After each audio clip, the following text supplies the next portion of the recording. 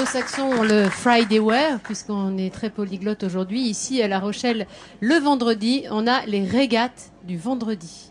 Et ça, c'est absolument génial. Ça se passe du côté du port des Minimes, le port de plaisance de La Rochelle. Ce sont des régates conviviales, familiales. Et ce qui est assez sympa, c'est qu'il y a une troisième mi-temps dans laquelle on refait le match en quelque sorte. On embarque ?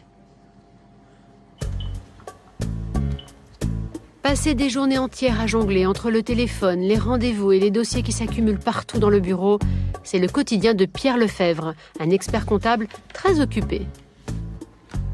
Il y a eu des appels là pendant que je n'étais pas là. Quelques-uns, oui. Alors quand arrive le vendredi soir, après une semaine éprouvante, Pierre a sa petite recette pour s'évader et décompresser. Un indice ? Il suffit juste de regarder dans son bureau, un peu partout. Mais avant d'aller se ressourcer, notre expert comptable n'oublie pas de consulter toute une série de chiffres plutôt réconfortants. On va avoir entre 5 et 10 nœuds de vent ce soir, ça va être super, quasiment pas de nuages, 25 degrés, donc les conditions sont super. Il est 17h, la détente peut enfin commencer. À quelques pas de son bureau, Pierre rejoint sa maison, histoire de troquer l'ensemble costume et chaussures vernis contre une tenue plus décontractée et appropriée. Tout est fin prêt. Pierre et sa famille peuvent maintenant prendre la route, direction le port des Minimes de La Rochelle. Pour cette sortie du vendredi soir, Pierre a embarqué Victor et Alix, 2 de ses 3 enfants. Sur le ponton 46, le trio retrouve leur voilier, Kirokasi, un monocoque de 9 mètres de long acheté il y a 7 ans. C'est l'objet de toutes les attentions de la semaine et du week-end, de tous les week-ends en permanence. Allez, on va commencer à gréer. Gréer, dans le jargon nautique, ça veut dire préparer le bateau à partir en mer. Une organisation minutieuse de chaque cordage et des voiles, d'autant plus nécessaire quand on s'apprête à se lancer dans une régate, même si cette course se déroule entre amis. Du moment où on prend un départ, on est à fond et puis on joue le jeu à fond, quoi. D'année en année, la régate, ouverte à tous, est devenue un rituel. Pour Pierre, mais aussi pour tous les amateurs de courses nautiques. Ce jour-là, ils sont une dizaine de voiliers au rendez-vous, prêts à en découdre, dans la bonne humeur. Ouais, le vent, c'est du 315. Il est bientôt 19h, à quelques instants du début de la course. La tension se fait ressentir. Il faut vite se placer dans les meilleures conditions pour franchir la ligne de départ. Allez, c'est parti, tout le monde au vent. Allez hop, bon départ. Ça y est, la course est lancée. Les bateaux sont au coude à coude. Pression, c'est nickel. À chaque fois, c'est des moments intenses et puis d'exigence immédiate, très très fort. Là, le départ, c'est toujours des moments très très forts. On sent le cœur qui monte et puis c'est super, quoi. Et cette adrénaline, Pierre a pris l'habitude de la partager avec sa petite famille. Alix, 18 ans, et Victor, 24 ans. Tous les deux ont été bercés par cette ambiance des régates. C'est des moments où on se retrouve tous ensemble. Ça rapproche, après on en parle pendant 2 jours après. On se dit on aurait pu faire ça, on aurait peut-être pu faire ça. Là, toi, t'as pas géré. Enfin voilà, mais c'est génial. On se connaît assez bien, donc on se complète. En pleine course, pas le temps de se reposer. Il faut toujours trouver une nouvelle manœuvre pour prendre au maximum le vent. Et parfois, ça ne marche pas vraiment comme on l'avait prévu. C'est bon, je drisse.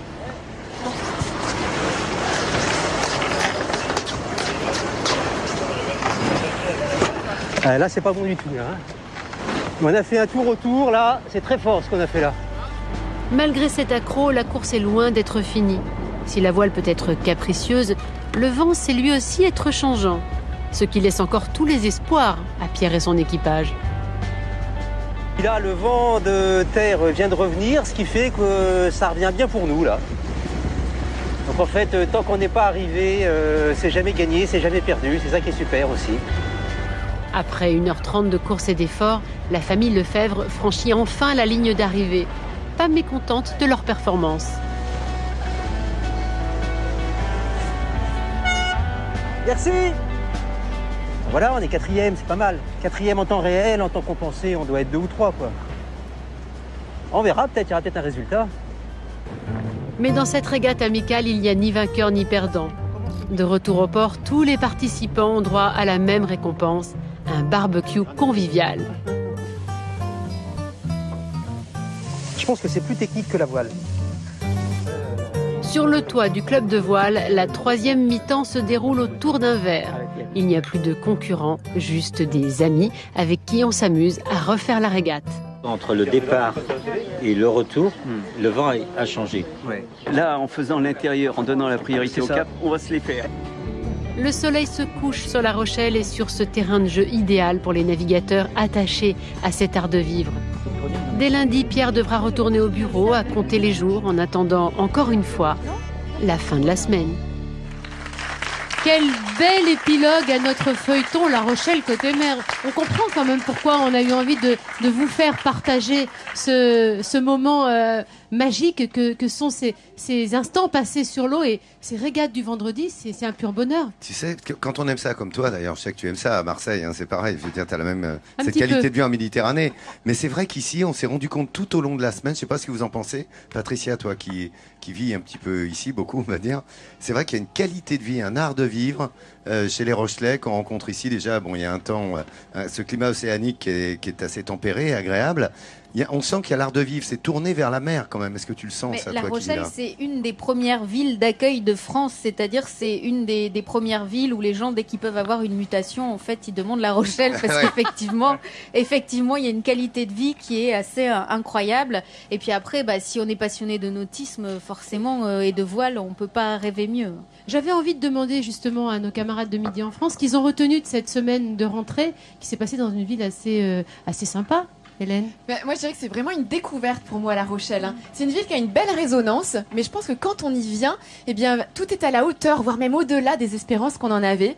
Et je pense que je reviendrai souvent et vous me trouverez très souvent à l'aquarium de La Rochelle. C'est vrai qu'on a été aidé par le climat, qui a été vraiment clément et de notre côté. Merci. Il y a tellement de choses à faire. Oui, Nat. Et c'est une ville qui est vraiment soucieuse de son environnement. On l'a vu tout au long de la semaine. Il y a plein de choses à faire tout aux alentours. Et moi, c'était une découverte comme pour Hélène. Je n'étais jamais venue à La Rochelle et j'ai été très agréablement surprise. En plus, on peut aller sur les îles, tu sais, à côté. T'as Ré, t'as Oléron à côté, Aix, Fort-Boyard. Et puis ici, on mange bien. Excusez-moi de vous le dire. Ah bah oui, parce que tous les produits de la mer sont magnifiés par la cuisine de tous les chefs et toutes les ménagères qui sont là et les amateurs. Et puis, il y a vraiment une qualité. Je peux vous dire un truc? Ouais. On était au boulot, j'ai eu l'impression que c'était les vacances qui continuaient, moi. Et regardez les couchers de soleil qu'on a ici. Hein. Avec cette lumière peu particulière, on l'a vu sur ce coucher de soleil. Tout au long de la journée, c'est du rose, c'est du coucher de soleil un peu orangé.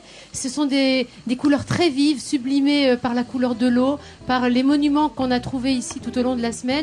Franchement, les amis, il fait bon vivre à La Rochelle. Voilà, et avec des habitants qui sont toujours prêts, vous leur proposez un nouveau défi, ils sont partants, ok, on va pas ici, on se lance dans l'aventure. Rochelle, ville libre, hein, s'il en est, évidemment, c'est ce qu'on a dit. Hein.